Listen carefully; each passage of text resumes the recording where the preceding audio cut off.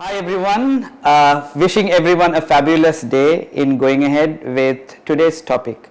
Today, with the alumni of students of AIC Campus and our partner universities, we've got someone who is excited to be with us. So, we've got Prashani Rodrigo, who is a past pupil of Lyceum International School. So, you may wonder which Lyceum branch. It's going to be Vattala. She is an old girl from the Lyceum International School who came and joined AIC Campus. She did so much of activities here and she selected her university studies according to her passion, and we've got so much more to ask from her. So let's start off with this. Prashani, how are you doing? I'm doing good. Thanks for inviting me. Right, mostly welcome. So where are you now and what are you doing now? So I just completed my double degree program with ESIGELEC. So I went to Finland last year, and now I just got accepted for my PhD studies. Fantastic. How old are you, if you don't mind? I'm going to be 23 in this May. 23 in this May, right. First thing which I want to know is, Prashani, a lot of people think civil engineering or engineering by its form, it's only for boys. Now, what are you doing there? And I'm shocked. You are going to do your PhD also. How did this come into your proper field of mind of what you've selected? So this is a big question. So you are telling me that basically that people think that engineering is for boys. Correct. Only. But the thing is, engineering has so many different perspectives, so many possibilities, because engineering and IT, like technological side, is all binded together, and it's not just like doing something in a construction side, because people, when you think of an engineer, they think of like sometimes labor things, but that's not the case. You have you have the business aspect, the marketing aspect, and then you have the innovative aspect, research and development. Correct. Academia. So even girls who are interested in doing things, who are like sporty, who can kind of be a little tough, and if they have the passion for it, definitely they should go for it. And now in Europe, actually, promoting women to become engineers is a big thing. Awesome, that's news. So Europe is possibly going to be one of the main destinations for people who are looking at equal opportunity. You don't need to fight for equal opportunity, there is equal opportunity and you can actually go and establish yourself there. Prashani, at a scale of 1 to 10, are you a very studious bookworm kind of a person, or are you an all-rounder, or are you a very playful character? Where would you position yourself? Okay, so I consider myself to be a person who is like in the middle ground, where I am capable of managing different things at the same time. So I'm not extremely studious, but obviously the thing is, for me, when I do get into a class or read something, at that moment I try to think about it, and then I absorb that whatever fact that I was reading, and after that it's fine. Because now there are students who also by heart things. That doesn't work for me. I want to understand what's going on, and then it will be for life. So okay. I'm not extremely studious, but I would consider myself as an all-rounder, because I do extracurricular work, I do my studies, You also concentrate a lot on sports, yeah? Yeah. Okay, yeah, what do you like to do, and from school days, what have you been up to? So, of course, as you know, I was games captain. I was games captain in Lyceum Vattala and senior prefect. So I did basketball, badminton, athletics, and then I also was in drama, speech, and announcing. And wow, you had time for all of this. Yes. And you sleep 8 hours? No. Of course, like you have to give. I think when I was in school, I slept like maybe 4-5 hours. Wow, okay. So because the thing is, for me, when I went to Lyceum, the good thing about Lyceum is that you get so many different kind of opportunities. They've given you to do everything, to try everything and see what works for you as a student. Perfect. So I tried everything, and I wanted to see, okay, I tried MUN and I understood political side is not the best thing for me, but I tried it and I enjoyed it. Right. So I always like to give things a try. And then I kind of really love sports, because I think sports help discipline. So when I was doing sports, I felt like my focus in life, the way I focus my goals, it was very proper. Okay. So I like that fact. So when I was doing sports, since I felt that, I continued it. Even now in Finland, I play badminton and I play basketball with some of my friends. So I try to keep up with. So your busy schedule is continuing. Yes, of course. It's continuing still. Right. Perfect. Now, I still recall you as a student who came, from school, and you came and joined here. I remember you organizing the sports day, and we played a lot of athletics. There was lot of things which you all did. Your batchmates, I remember Parishta, and we made some interesting videos and all this. So after that, you continued your studies at AIC. What did you study here? I did, so basically I was going for engineering. Right. So 2 years we studied basically the general, so engineering is, what you need to understand is engineering is a big scope. So what we did here was take the basic knowledge, the general things about all of engineering. When you consider mathematics, it's there in everything. Correct. So there is a certain level of mathematics you need to know when you want to become an engineer. So those things like that, to come up to a certain level where you can say, okay, now you can understand what engineering is about, and now you can choose what you want to do. So I think that's what we did here. So the general foundation was at AIC campus. Yes, I think not just mathematics, even writing English. I think what we didn't understand, what I understand now, is this: we had academic English. So basically, like the way we write normal English and academic English is different. Now for my PhD, I can't write normal English, and when I was writing for my thesis, it was different. So I think me learning that at that point in time, even though we didn't think of it as an important thing, it was very important. Right. I want to talk about an aspect like this. When we meet students, as me being also in the academic, I find that it's very important for students to work very close with people in the university, having a role model, a mentor to advise you, and I think you are very close with Dr. Gishan. Yes. So Dr. Gishan, for everyone's information, is one of the architect behind the entire AIC campus. He's worked with many universities, he's brought many universities to Sri Lanka, and he wanted to introduce this French university flavor, and it's working out really well. So how did you get to know Dr. Gishan, and what help has AIC given you with all this? I got to know Dr. Gishan, obviously we were the first batch of AIC. Yes, yes. So I think Dr. Gishan needed to actually, when you are developing something, obviously the person who is in charge needs to know what's happening, if there is a problem, how to fix a problem. So I think with our batch, he was very closely, looking closely at what everything was going on. So then that's how we got in touch very well, and up to date. Perfect. We talk. I know he's regularly in touch with you all, right? So for students or prospective students, especially, you guys need someone who is regularly following up with you, who is regularly checking your progress. So we've got the resources with us here on this. Now, Prashani, as a tutor, I know that France is way ahead of its time. They have fantastic stuff. So I know the Eiffel Tower is there, and I know there are interesting things happening in the vehicle industry in France. I know that they are testing so much on hybrid, solar to electric stuff.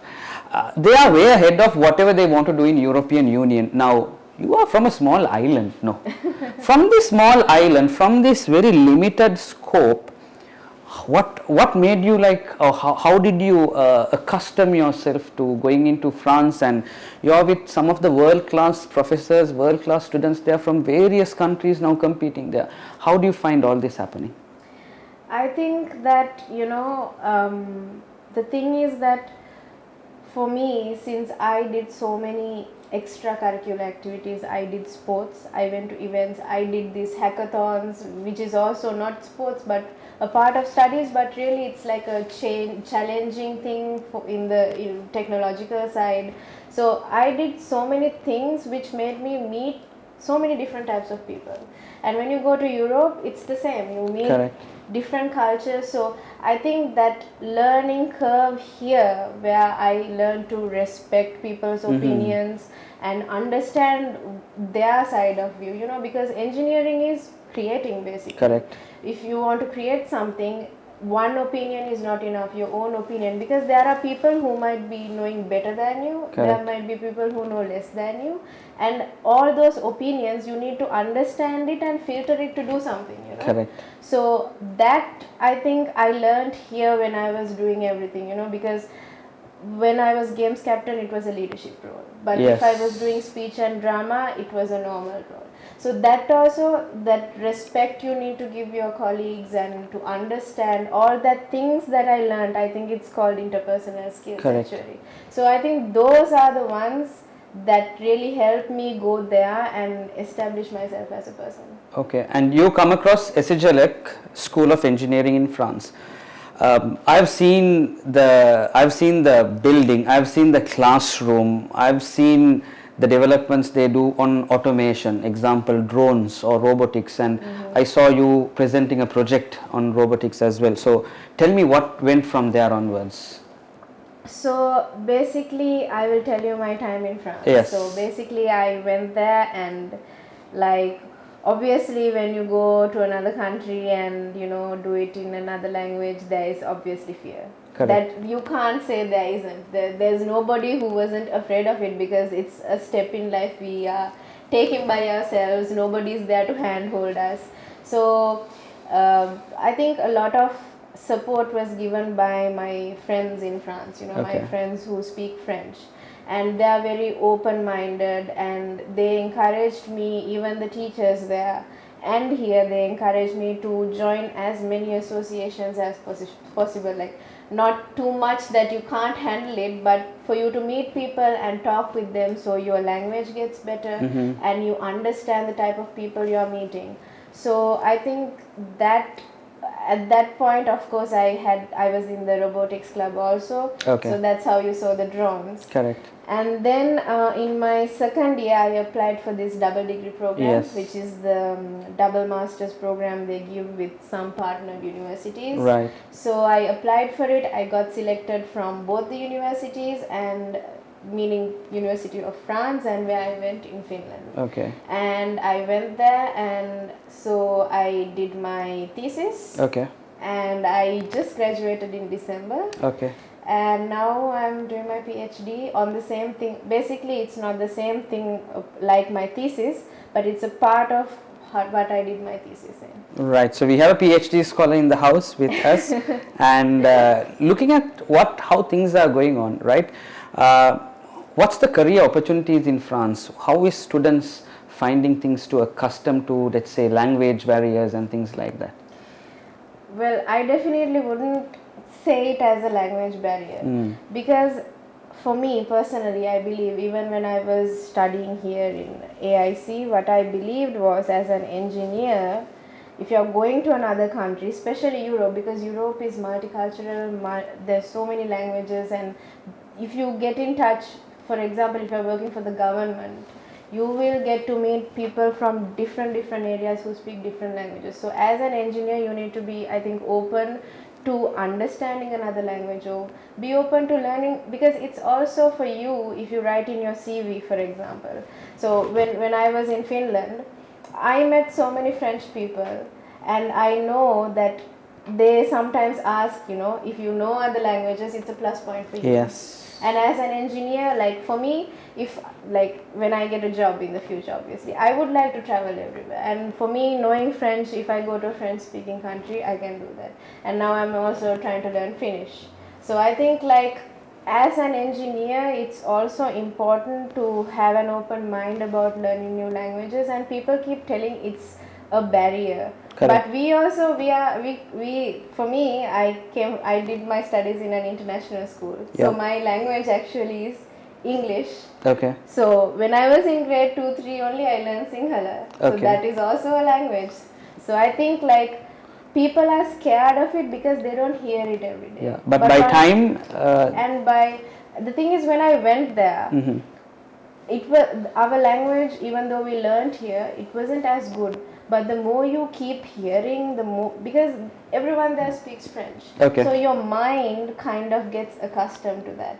And sometimes, I understood when I speak to my friends, the same phrases they were using like 2 weeks ago, I start using. And I kept like getting really fast everything. Okay, they're saying something, and in my brain it gets like stored, and then in later on I am also using the same phrases. So I think, like, people say that it's good to go to another country, the same country of the language, if you want to learn the language. Correct. Absolutely. So I think that's the best thing. If for people who want to learn English, if you go to like America in a month, they will learn more. They will learn it fast. Yeah.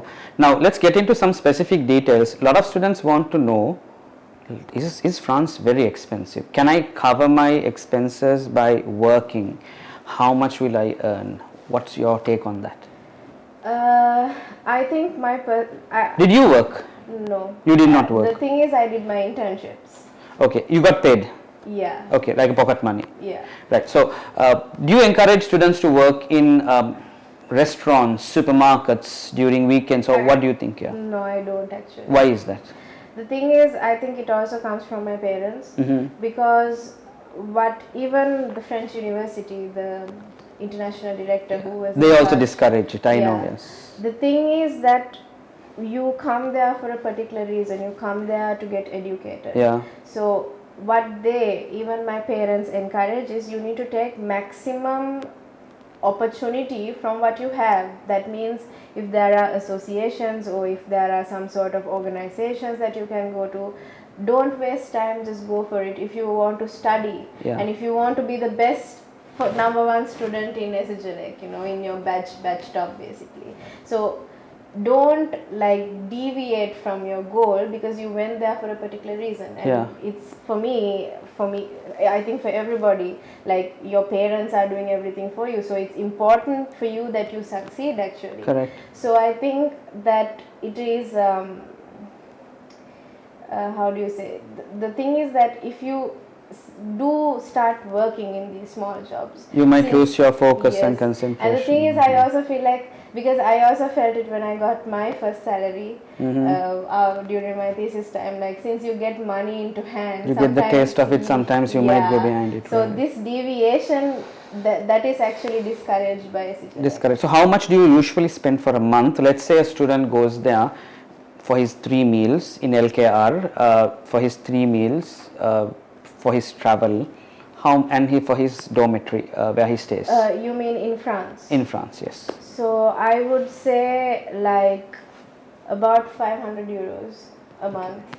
500 euros a month. The thing is that you have to, the rent is a bit the rent is about 400 euros now. Okay. So you get financial aid. So Right, if you yes. pay 400, you get 170 back. Right. So for me, when my parents paid the 400, from that 170 I was able to do everything else. Okay. But it's like this. I think you need to learn to manage money as well.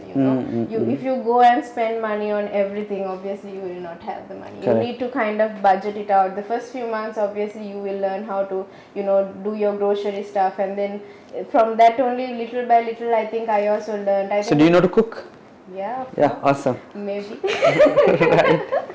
So when you don't know these, let's say there is someone who doesn't know to cook, who doesn't know where to buy these. So are there seniors who help you, and how do you come about those? In ESIGELEC, yes, because in ESIGELEC, I think when we went there, I think even in Finland, I think in Europe, the universities, they have this student advisor who is from the higher batch, who takes certain days of his time and tells us, okay, this is the grocery, these are if you want to buy a SIM for your phone, if you want to buy something else, these are the places you need to go. So in that terms, I think they provide that for us. Right. Now, ahead of your career, you're going for a PhD. It might take about 3-4 years. Where do you see yourself in about next 7 to 10 years? Spain, Germany, or... The thing is, I think the fact that I didn't limit myself, in kind of going to countries, because going from one country to another can be like a little bit maybe fearful or scary, but I didn't want to limit myself because you tend to meet people, and I think your growth in understanding certain aspects in life and in your professional life, in your career, everything, it kind of enriches that. So I don't know, maybe wherever my work takes me, I will go. Superb. According to you, there are many specializations in engineering, many, including, let's say, marine engineering. Now, what do you think would be the hottest careers, not now, but for a student who is in grade 9, 10, 11, who is planning ahead in about 5 years, he is going to work. Okay, where is the hottest careers in the field of engineering? That's a difficult question. I think for me, if you're asking me that question, I would say it's not about having, because let's take for example France and let's take Finland. So France is known for, let's say, autonomous vehicles, like their industry is greater. It's very strong there, right? In Finland maybe it's artificial intelligence. So right. Depending on the place, that focus where they have given their maximum effort is different. Correct. But for me, if I'm advising a grade 9-year-old or a grade 10-year, I would obviously tell them, like, for me, when I was in that grade, I understood that I used to think I hate physics. Yes. Okay, but the thing a lot of people hate physics. Exactly, but the thing is, physics, like, it came easy to me, but I didn't like it. Right. But what I understood is that I actually liked it. That's why it came so easy to me. It's just that sometimes, we have the trend of when some student says, okay, I don't like physics, everybody says I don't like physics, then we are also like, okay, I also don't like physics, because that mindset is there. But what I felt is, okay, I'm good at it. So if I'm good at something, obviously that means that my brain is capable of doing it, and that means that I have some inner sense for it, So I think you should find that particular thing that you actually like in studies, because your career life is something that you're going to do for the rest of your life. Correct. So if you choose, it's not about choosing something wrong, it's about understanding what you chose and actually taking it towards the end. Don't stop it in the middle. Correct. Because you can change, in 10 years I can go and do business, it's fine. Now we have those opportunities. Exactly. It's just that if you have made time and effort to do something, I would suggest that you finish it off, because that will also be useful for you. Even if you are doing business, there is business in engineering side. If you became an engineer and you want to join the business aspect of it, of course you can. It's perfectly well, how was your internship? Now, is your internship coming in the middle of your studies, or does it come at the end?